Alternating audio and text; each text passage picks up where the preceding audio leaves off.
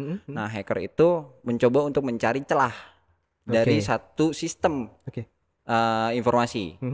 Jadi nggak hanya ibaratnya hacker itu nggak hanya menyerang tentang server, tapi juga misalkan kayak wifi gitu kan. Terus juga bisa menyerang kayak komputer. Nih walaupun lagi begini gitu kan, mungkin ada aja yang coba untuk mengakses wifi-nya kita dari sini atau dari handphone dan sebagainya. Itu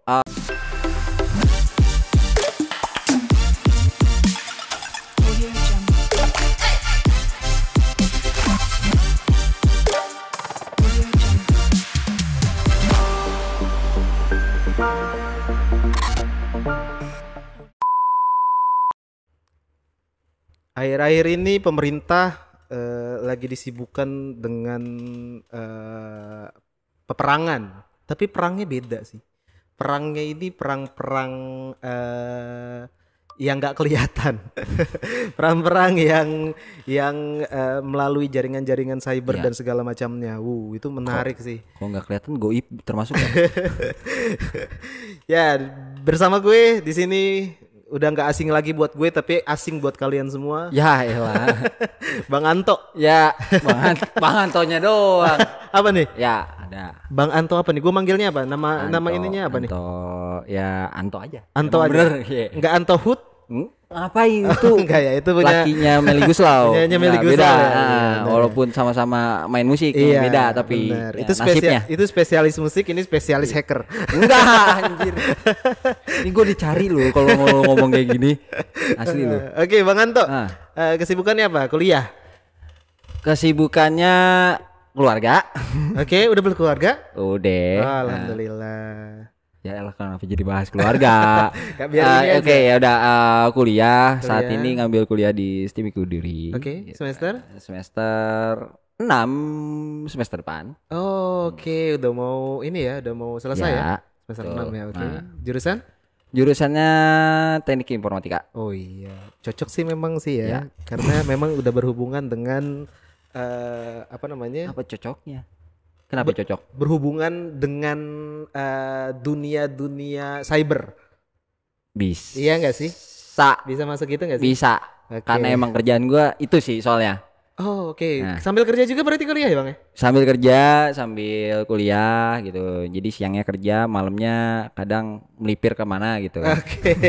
Nggak kerja ya pasti. Kerja. Kuliah ya pasti kalau itu. Kuliah kerja ya. Kuliah kerja. Oke, ngomong-ngomong masalah cyber nih Bang, kemarin tuh banyak banget trust issue yang menarik di seliweran medsos-medsos tuh ya. Menurut Abang tuh cyber itu gimana sih menurut pandangan Abang? Menurut gue sebenarnya dari banyak banget ya. Kalau dari sisi pemerintahan itu yang bisa dibilang tuh sembarangan. Oke. Jadi kadang sembarangan untuk mengatur sisi dari kayak data server dan sebagainya gitu kan. Banyak kayak di zamannya waktu masih presidennya SBY pun websitenya SBY sempat diserang. Oh gitu ya. Terus juga ada waktu itu juga pernah gue waktu masih kerja di zaman dulu gitu kan. Ya ada gitu kan. Gue cuma berkutak sama dengan HTML CSS-nya aja, tapi gue bisa tiba-tiba ngedaftar di satu institusi gitu. Oke. Padahal ibaratnya itu teknik hacking yang bisa dibilang itu teknik yang kalau misalnya gue di antara yang lain gitu kan, itu teknik hacking paling cupu atau alias paling pemula. Keren ya. Teknik cupunya juga Itu serius.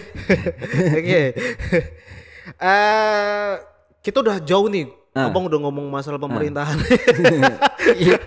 Tadi nanyanya soalnya itu bukannya. Jangan meletot. Kita udah jalan terlalu jauh. Gue pengen flashback ke belakang. Hacker itu apa sih Bang sebenarnya Bang dalam dunia teknik informasi atau dalam dunia? Sebenarnya kalau hacker itu kerjaannya dia yang bekerja.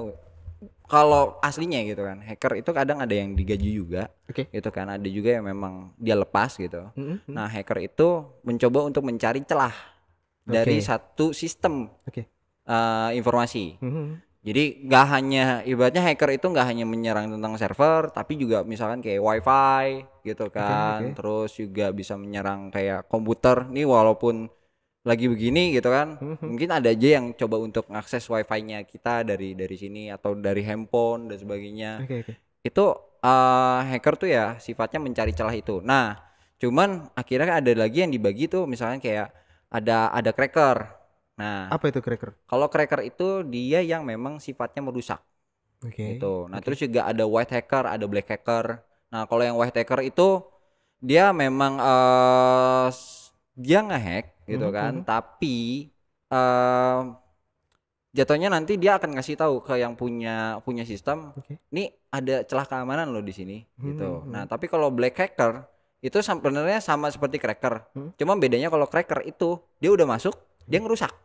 Nah, tapi kalau black hacker ini dia yang nanti masuk, habis itu ngambil data secara sembunyi-sembunyi gitu kan. Nah, ntar datanya itu dijual. Kan itu banyak tuh yang kayak kemarin tuh udah yang sering di forum kan. Nah, akhirnya data kita banyak yang di blow up gitu kan, dijual bebas gitu. Itu sampai sekarang masih banyak gitu loh. Itu celah keamanan tuh masih banyak banget. Nah, kalau kadang-kadang celah keamanannya itu biasanya dari apa ya? Misalkan kayak tim IT-nya atau seseorang dari tim IT itu yang dia menyepelekan hal tertentu dari IT. Misalkan kayak ketika bikin suatu aplikasi website, dia lupa untuk masang kayak buat validasi dari formnya, sehingga ya udah akhirnya ada aja yang misalkan kayak mencoba untuk ngupload file, terus di dalamnya nanti dia ngirim apa ya sebutannya, kayak backdoor. Kalau backdoor itu kayak ya artinya kan pintu belakang. Jadi nanti dia bisa mengakses server ataupun handphone atau apapun secara remote. Nah, itu udah cukup mengerikan kalau udah bisa sampai seperti itu gitu. Nah, hacker tuh mencari celah itu gitu. Oke. Ngeri banget ya berarti ya. Banyak hal-hal yang enggak, pertanyaan gue sebagai orang awam gini sih, Bang. Apa namanya? Walaupun data kita udah maksimal nih kita jaga, kayak misal kita beli online, kan kita suka beli online ya. Ada nama, nomor telepon, alamat dan segala macam itu kita sobek-sobek.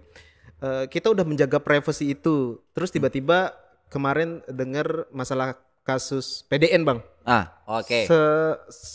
Sebahaya apa akhirnya ketika data kita itu bisa diakses atau dijual sama orang lain? Nah, sebenarnya gini, ini yang selalu gue coba kasih tahu atau edukasi ke teman-teman. Jadi ketika lu pertama kali bikin akun Google atau akun Gmail atau apapun itu, misalkan Yahoo gitu kan, email apapun, itu sebenarnya sekali lagi gue langsung aja belak-belakan bahwa data lu sudah terblow up. Minimal itu dipegang sama Google. Nah, cuman kita nggak tahu seberapa amankah Google itu sendiri kan. Nah, kayak sebesar Google pun atau sebesar Yahoo pun kadang dia masih kecolongan, tapi walaupun bukan kecolongannya besarnya ya, bukan data besarnya, tapi misalkan kayak kayak akhirnya per individu yang akhirnya dia diserang gitu kan, misalkan akhirnya dikirimin spam, terus nanti akunnya bisa diambil, itu bisa sampai seperti itu. Nah, kalau misalkan yang kasusnya kayak PDN itu atau data yang lain deh, data misalkan kayak contoh kemarin sempat ada yang kayak data BPJS kesehatan gitu kan. Itu kan ada nomor NIK kita. Benar. Gitu. Ada nomor NIK kita, terus juga ada tanggal lahir gitu kan, ada nama kita sendiri gitu kan. Terus juga alamat.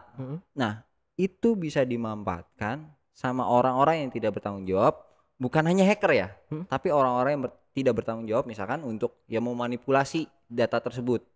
Jadi misalkan kayak dipakai buat akhirnya bikin pinjol, atau bahkan kayak kan rame nih judi online. Nah, gue masuk misalkan judi online, anggaplah judi online itu membutuhkan NIK gitu kan. Nah, kita bisa pakai NIK itu. Jadi dia bisa mengatasnamakan kita, bisa mengatasnamakan Anto gitu kan, untuk bermain judi online tersebut. Padahal bukan kita. Bukan kita. Oke. Yang sering terjadi kan kayak gitu. Yang akhirnya nggak tahu terus tahu kalau yang pinjol ya terutama ya tiba-tiba didatengin sama ya yang buat kolektornya gitu kan. Padahal dia nggak pernah. Padahal bukan kita yang minjam. Ya, itu bahayanya itu sampai seperti itu kalau misalnya sampai data kita tuh bocor. Oke. Itu. Ada yang lebih parah lagi nggak Bang? Kayak misal mungkin selain data-data, selain pinjol, selain judi online atau segala macamnya, kayak mungkin tabungan kita terkuras. Ya, itu Bang. Itu bisa juga ya? Bisa. Karena misalkan gini, anggaplah ini kan PDN ya, Pusat Data Nasional. Sampai saat ini gue juga belum coba untuk ngambil datanya ya. Oke. Gue nggak tahu data yang disimpan seperti apa gitu kan sama PDN ini. Tapi anggaplah kalau data yang disimpan itu sampai menyimpan nama ayah kita, ibu kita. Kan ada di misalkan kayak kita ngisi form buat pembukaan rekening, kita pasti kan disuruh menulis nama ibu kandung gitu kan. Iya betul. Nah itu kan sebenarnya bisa dimanfaatkan. Contohnya banget gini, ketika gue kemarin buat mau bikin gue lupa tentang akun MyBCA gue. Oke. Nah ketika gue lupa akun MyBCA gue telepon halo BCA. Ini yang cara benernya. Halo BCA itu pasti menanyakan ke ibu kandung, alamat, gitu. Terus juga nomor telepon dan sebagainya. Terus juga kan kita nggak tahu nih Pusat Data Nasional itu menyimpan data itu sampai sejauh mana. Tapi kalau misalnya sampai sejauh itu, maka kalau misalnya itu bukan gua yang telepon, ternyata itu adalah orang lain mengaku-ngaku sebagai gua, maka kebuka nggak akun MyBCA gua? Bisa jadi. Bisa jadi. Itu. Itu bisa jadi seperti itu. Jadi akhirnya ketika data kita udah akhirnya terekspos seperti ini gitu kan, pusat data nasional sampai ya dan gue yakin gitu kan, dan juga kan mungkin di forum-forum yang lain gitu, forum-forum hacker itu sendiri juga bilang bahwa bohong lah kalau misalnya data kita itu nggak diambil. Sebenarnya gue yakin data kita pun udah diambil, walaupun mungkin sekeras apapun pihak pemerintah untuk bilang bahwa sebenarnya nggak ada data yang keluar. Bohong, agak menipu sebenarnya kalau misalkan data nggak ada yang akhirnya ke expose. Dalam arti lain mungkin lo bilang mereka ngebalikin tapi mereka udah nge-save data kita. Udah. Karena gini, ada banyak cara sebenarnya. Kayak yang gue mungkin coba, gue mungkin coba gitu kan. Gue coba untuk ngetes security dari server gue sendiri gitu kan. Itu ketika gue masuk, memang ada data lognya. Data gue masuk, terus gue ngapain aja gitu kan. Data yang perintah-perintah yang gue masukkan untuk mengakses server itu. Itu tersimpan, tetapi itu bisa dihapus. Jadi data itu sendiri, misalkan kayak adakah data yang keluar, itu sebenarnya masih loggingnya datanya itu bisa dihapus. Jadi bisa aja orang sana bilang nggak ada data yang keluar karena memang udah dihapus. Gitu. Itu bisa jadi. Ya tetap kita masih lihat lagi kan. Cuman ya kalau sudah seperti itu kan berarti karena itu udah yang kalau yang dulu gue pernah pelajarin bahwa ketika ngehack itu ya sebenarnya sama kayak maling gitu kan. Ya ketika maling lu masuk ke rumah orang, ya lu jangan sampai ninggalin jejak dong. Iya betul. Kalau misalkan lu ada masuk pakai sepatunya bertanah, ya lu harus lap. Iya, rajin banget itu maling. Iya. Emang gitu kan. Poinnya kan kayak gitu. Cuman memang harus biar nggak ketahuan bahwa ada maling itu masukin rumah itu gitu kan. Betul. Sehingga yang punya rumah ya udah taunya wah nggak kenapa-napa nih. Padahal datanya misalkan ya udah. Barang-barangnya hilang. Barang-barangnya sebenarnya udah hilang gitu. Ini ada lagi pertanyaan gue sebagai orang awam sini Bang ya. Pusat Data Nasional Republik Indonesia. Ini kan berarti yang megang udah pemerintah ya. orang-orang yang ahli banget di bidangnya, ya kan? Mungkin, iya. masih mungkin. Pertanyaan orang awam gitu Ya, kan, karena gue awam banget dengan hal-hal yang kayak gini. Orang-orang ahli di bidangnya pegang kendali atau security-nya orang-orang yang memang kompeten buat ngurus-ngurus itu. Tapi akhirnya jebol sama hacker. Itu kalau gue bilang mereka mungkin ahli secara teori. Oke. Ya maksudnya gini, banyak ini juga mungkin gue agak mengkritik juga di beberapa kayak sistem pendidikan kita gitu kan. Banyak yang ibaratnya mungkin dia bisa, mohon maaf kalau misalnya ada yang tersinggung atau apapun, tapi ada juga yang gue ngalamin ketemu gitu kan, misalkan dia S2 atau S2 atau S3, ternyata dia secara praktikal dia belum pernah melakukan hal itu. Gitu. Just theory.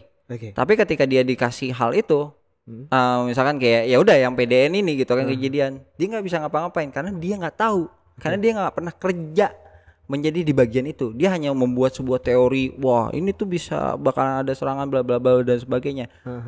Itu teorinya dia. Tapi dia nggak mempraktekkan sesulit apa sebenarnya menjaga itu, gitu kan. Dan apa aja yang harus dilakukan ketika server itu. Nah, harusnya memang orang yang di sana bukan ahli, lebih tepatnya adalah yang kompeten. Berkompeten itu bukan berarti harus dia punya gelar atau apapun, tapi memang dia selama ini memang harus sudah punya reputasi, dia mengamankan gitu kan. Ibaratnya mungkin sorry kalau misalkan gue bawa agak ke hadis sedikit. Misalkan kayak lu hadis Bukhari, Imam dan Muslim, itu kan dia punya reputasi bahwa dia memang dia nggak pernah berbohong gitu kan. Nah makanya dia ketika mengeluarkan satu hadis, maka orang-orang akan percaya. Nah seharusnya orang-orang yang seperti itu. Nah cuman kan kita nggak tahu orang-orang yang berada di puncak atas ini, apakah memang sudah berkompeten apa enggak? Ada tesnya enggak? Mereka bisa menduduki tempat itu, udah dites belum? Gitu. Jangan orang dalam nih. Gitu. Nah itu ya kita nggak tahu, dugaan gitu kan. Itu masih dugaan. Gitu. Karena banyak juga gitu yang ibaratnya gua teman-teman gitu kan, ada yang dia kerja di dunia IT tapi dia ngoding aja pun nggak bisa. Gitu. Terus juga ada yang dia sebagai network engineering tapi ngerti tentang netmas aja atau buat ngatur jaringan itu sendiri aja dia nggak ngerti. Banyak dia cuma misalkan karena memang sudah punya gelar S1. Dan jujur gue nggak punya gelar S1 tapi gue bisa kerja di bidang IT itu sendiri. Karena lu memperdalam itu duluan sebelum masuk ke ini kan, ke kampus kan. Betul. Orang-orang yang kayak gini mungkin belajar dulu baru praktek. Ya nggak sih? Betul. Iya, mereka teori-teori dan segala macamnya. Sama kayak case yang udah lampau tuh kan, ijazah palsu, profesor palsu yang kemarin lagi viral tuh di Indonesia kan. Akhirnya banyak terungkap dan mereka mengundurkan diri dari beberapa fakultas dan segala macamnya kayak gitu sih. Ini simpelnya gitu. Ya karena yang gue lihat sendiri pun banyak yang mereka pun kayak anggaplah ada yang banyak yang lamar di kantor gue gitu kan. Dia ngaku mungkin lulusan kampus-kampus terkenal untuk IT gitu kan, yang kita tahu lah gitu kan. Tapi ternyata pas kita tes ternyata dia nggak bisa gitu kan. Tapi ngakunya dia udah pernah ikut kursus A, kursus B. Tapi ketika kita kasih tes yang menurut kita ini sebenarnya mudah standar nih kalau buat mereka yang masih pemula pun ini masih cukup mudah. Standar lah ya. Tapi mereka nggak bisa ngerjain. Banyak. Oke. Ngeri juga ya berarti ya. Banyak. Nah itu makanya itu yang gue juga mempertanyakan, apakah memang kita juga sistem pendidikan lulusnya di perguruan tinggi ini sudah benar atau belum? Gitu. Gitu. Nah ini cuma kritik gitu kan. Cuman memang maksudnya karena hal-hal itu jadilah mereka orang-orang yang berada di posisi tinggi adalah orang-orang yang bukan kompeten di bidangnya. Ini gue menarik sih lu ngebahas masalah pendidikan, gimana dengan konsep atau hal yang diterapkan sama Pak Nadiem Makarim nih. Ya. Pak Nadiem kan sekarang lagi gencar-gencarnya dengan kampus merdeka. Ya. Kan? Segalanya bisa diakses, kita bisa kuliah melalui jejaring sosial atau internet atau Google Meet dan segala macamnya. Itu gimana menurut lu, Bang? Itu lebih efektif melakukan perkuliahan atau pembelajaran versi itu, atau ya tatap muka di kelas? Kalau dengar guru. Kalau efektif masing-masing orang, tapi efisien ya. Gitu kan, karena ya kan kita tahu kalau misalkan kayak dulu gitu kan, kita SMA masuk dari jam 7 pagi gitu kan, baru keluar misalkan sampai jam 2 atau jam 3 gitu kan sore. Nah, itu kan cukup melelahkan otak ya sebenarnya. Benar. Karena dari pagi, apalagi ya udah kerja ibaratnya yang tugasnya kita ya cuma belajar, terima semua gitu kan.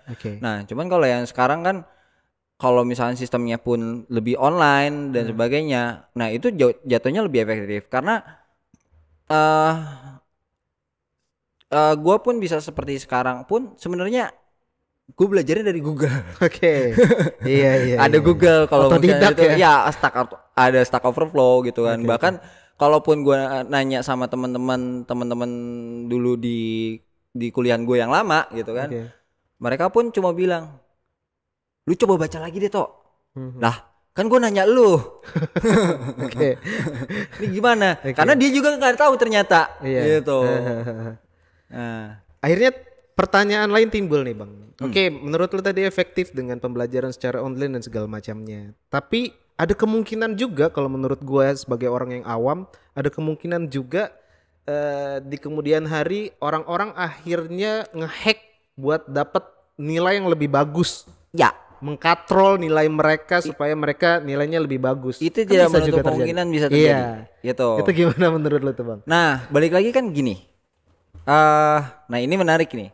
Karena kan ketika sebuah sistem itu dibuat gitu kan, sistem online gitu kan, atau anggaplah suatu sistem syakat gitu kan, atau sistem akademik kan jadinya.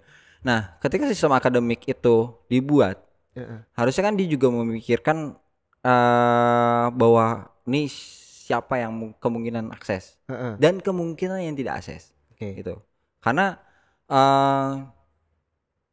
gue sendiri pun gitu kan, di tempat kerja gue mengusahakan gitu kan, gue bahkan sampai bikin semua tes ketika sebelum itu masuk ke production. Semua tes harus bisa dijalankan. Nah, karena sistemnya ini pun semuanya online gitu kan dan sebagainya, itu bisa aja terjadi. Celah-celah itu bisa terjadi. Nah, sekarang seberapa besar pengetahuan orang yang membuat sistem ini? Nah, itu tadi kompetensinya lagi. Gitu. Karena setahu gua gitu kan, setahu gua, dan ya gua nggak tahu, mungkin koreksi juga kalau misalnya memang salah. Rata-rata gitu kan di yang ada hubungannya dengan pemerintah gitu kan, termasuk dengan BUMN dan pemerintahan. Misalkan kayak dia membuat sesuatu, pasti ditenderkan. Betul. Dilelang nih, gitu kan. Nah, ketika dilelang, setahu gua tuh ada tahapannya. Itu harusnya yang pertama adalah berkonsultasi dulu kepada yang memang dianggap ahli. Gitu. Nah, tahapan ini biasanya itu cuma tahapan-tahapan doang. Formalitas. Padahal itu sebenarnya tahapan yang memang harusnya penting. Karena kenapa? Anggaplah buat yang server PDN. Gue yakin juga bahwa itu mungkin ada kesalahan di situ. Jadi dia tidak bertanya kepada ahlinya, konsultasi kepada ahlinya dulu. Ini gue mau bikin pusat data nasional segini besar gitu kan. Ini apa aja yang harus diperlukan sampai ini semuanya benar-benar secure. Misalkan dari nggak hanya server fisiknya gitu kan, tapi juga ada yang harus diperingatkan juga jaringannya seperti apa gitu kan. Terus siapa yang punya akses dan sebagainya. Terus apakah nanti harus dites sistemnya itu gitu kan. Itu ada lagi karena dan gue di perkuliahan itu baru dapat, padahal sebenarnya gue udah melakukan itu. Bahwa sebenarnya ada gitu kan. Tapi gue yakin itu tidak dilewati. Jadi sehingga akhirnya sembarangan aja tuh. Main tender aja gitu kan. Ya saya nggak tahu dah itu yang menang siapa, akhirnya terus dimenangkan.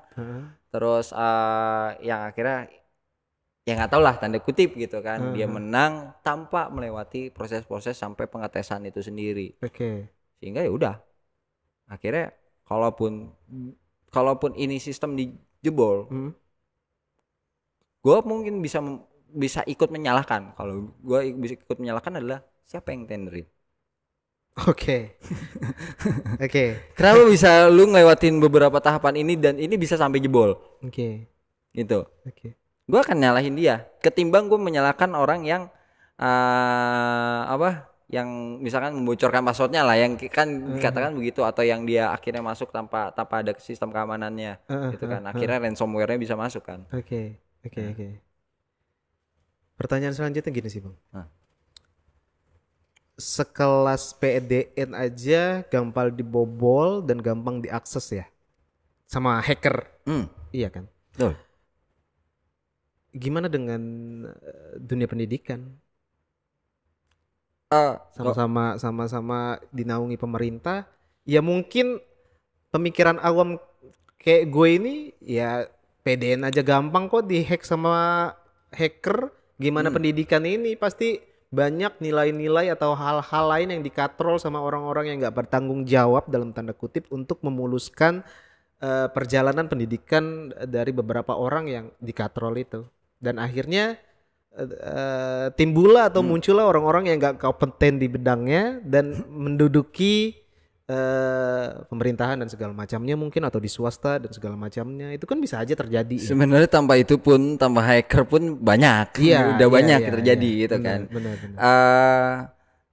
Kalau bicara kayak PDN pun diserang, sebenarnya kayak server di kantor-kantor siapapun gitu kan. Selama itu lu udah bikin suatu server online atau apa, lu pun bikin ya udah website online pun, itu pun lu udah menjadi target serangan. Gitu. Ini pertama yang harus diketahui, karena gue pernah pertama kali gue bikin website gitu kan. Sekitar seminggu kemudian website gue dihack. Itu karena waktu itu memang gue belum mengetahui tentang gue harus ada pengamanan ini dan sebagainya. Nah, dan itu yang akhirnya pun kalaupun nanti anggaplah nilai kan semua ini udah pada online, terus nilai kampus juga, kita nggak tahu deh ini ntar PDDikti seperti apa gitu. Sistem keamanannya kita belum pernah tahu gitu kan. Apakah bisa diganti? Maybe yes. Gitu. Karena ketika sebuah sistem sudah masuk ke online, atau minimal di lokal jaringan sendiri pun, sebenarnya itu sudah, yang tadi gue bilang udah menjadi target serangan dan kemungkinan sudah pasti tidak aman karena banyak celah loh sebenarnya.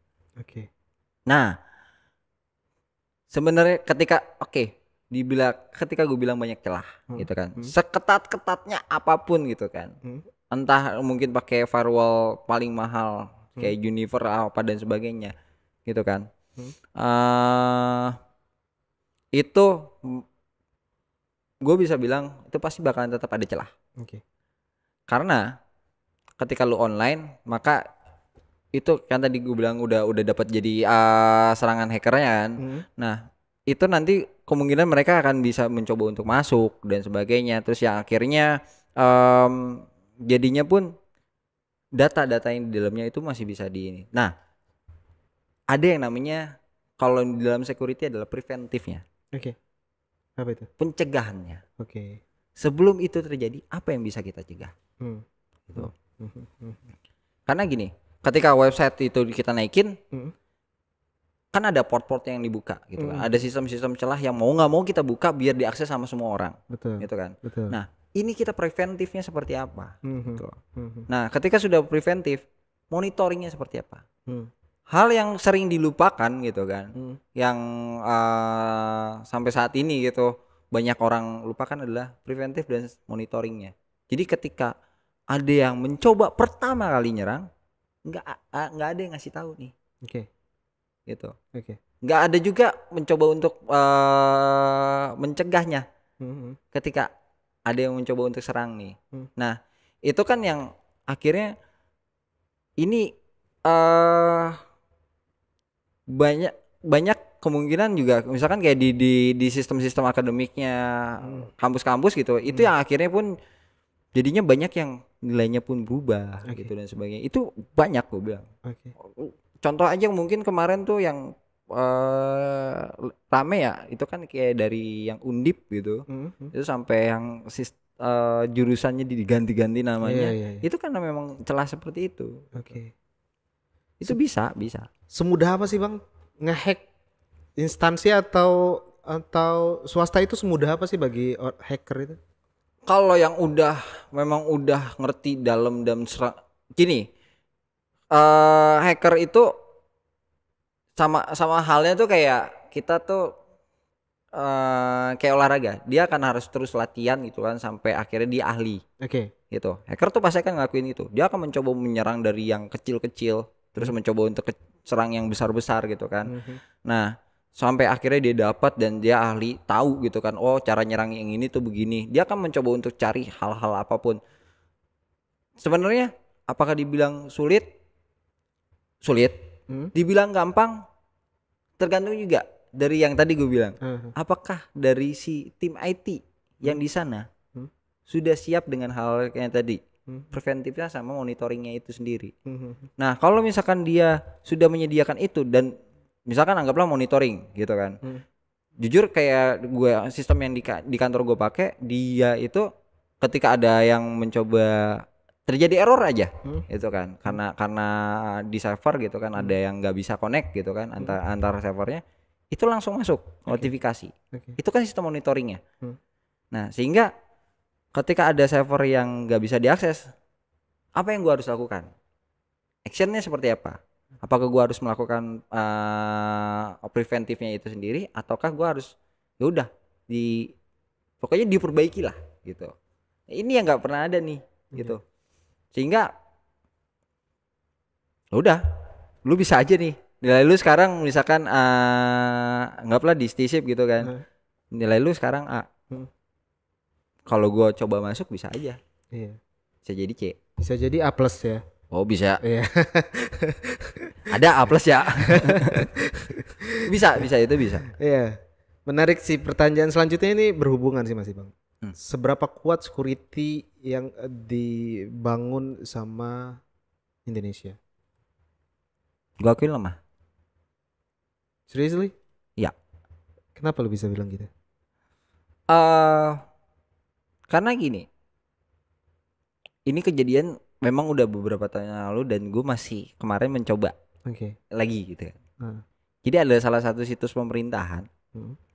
Ini gue cuma pakai yang tadi gue bilang teknik dasar yang gue cuma pakai HTML. Jadi kurang lebih gini, ada HTML-nya gue copy. Misalkan tadinya gue nggak bisa daftar di satu situs ini, gitu kan. Terus HTML-nya gue cari nih yang masih bisa daftar.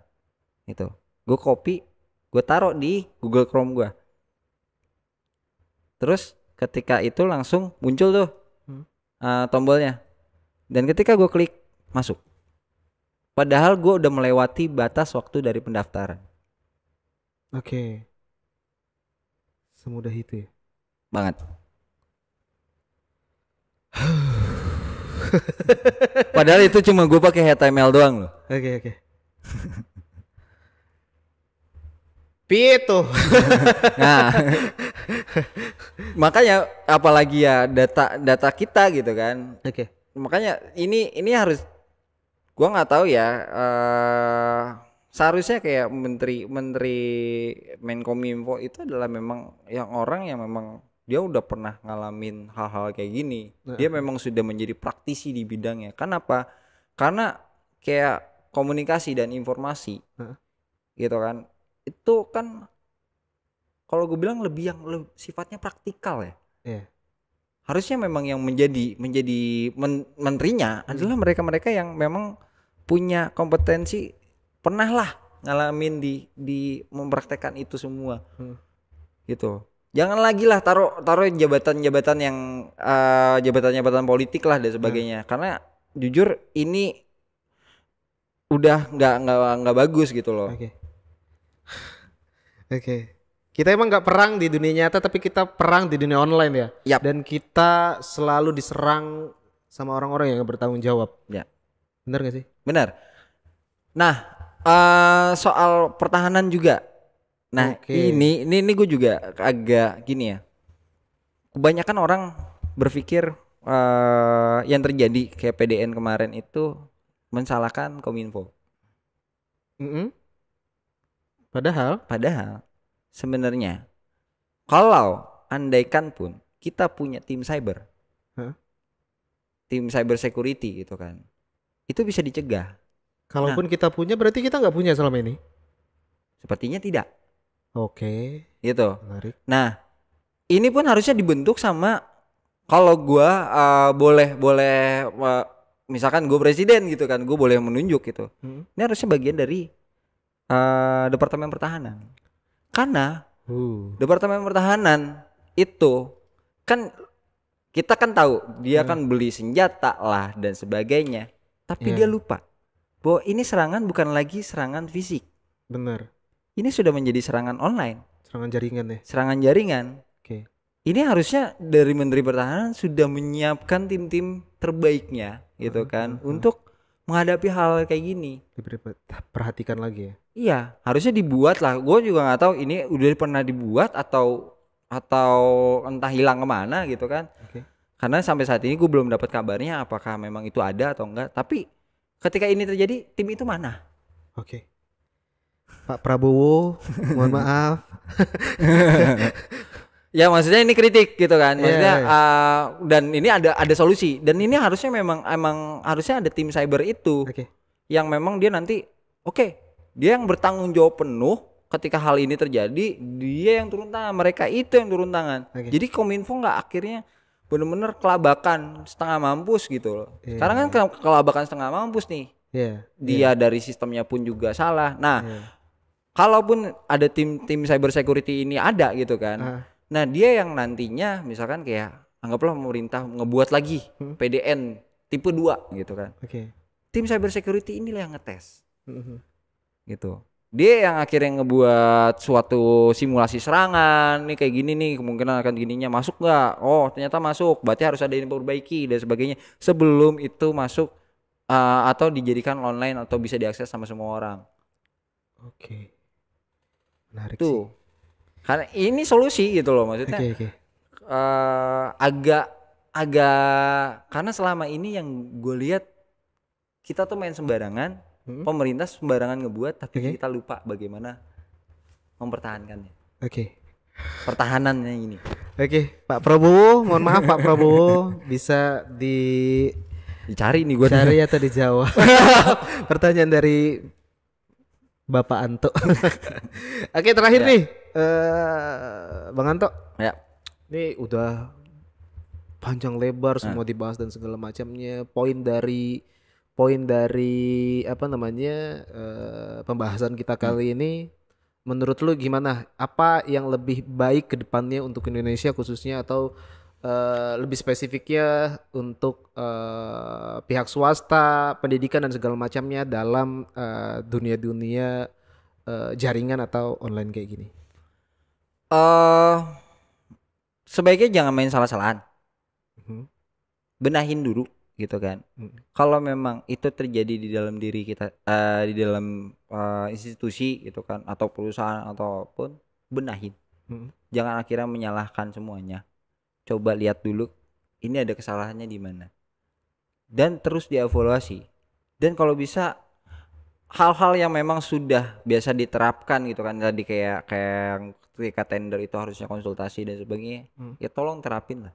Jangan cuma, maaf ya gitu kan, jangan cuma mau jalanin proyeknya, jangan cuma cuannya aja gitu ya. Makanya gue bilang jalanin proyeknya. Ya udah itu. Ya betul, Nah jangan cuma mau jalanin proyeknya tapi lupa bahwa ada tanggung jawab di belakangnya gitu. Oke, menarik. Pembahasan kita kali ini menarik banget sih. Hal-hal yang sebenarnya gue masih awam banget dalam dunia-dunia kayak gini, jadi agak terbuka pemikiran gue tentang oh iya ternyata segampang itu ya. Oh iya ternyata memang kita hidup di zaman kita apa ya udah simpen baik-baik data kita tapi dibocorin sama pemerintah. Ya kayak gitulah ya. Ini kayak gitulah ya. Makasih Bang Anto waktunya. Oke, sama-sama. Semoga kita nanti ada pembahasan-pembahasan lain yang bisa kita diskusin lagi di sini. Siap. Ada waktunya lagi nanti kita ngebahas di sini. Oh, pengen banget gua kayaknya. Ada waktu ya? Ya, siap. Nanti kita japri-japrin aja ya. Oke. Makasih Bang Anto. Ya, gitulah. Sama-sama.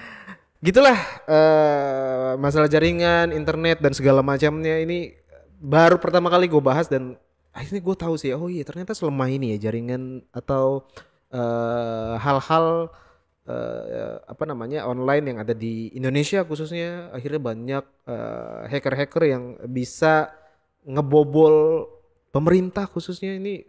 Mau direspon pemerintah gimana tanggapannya?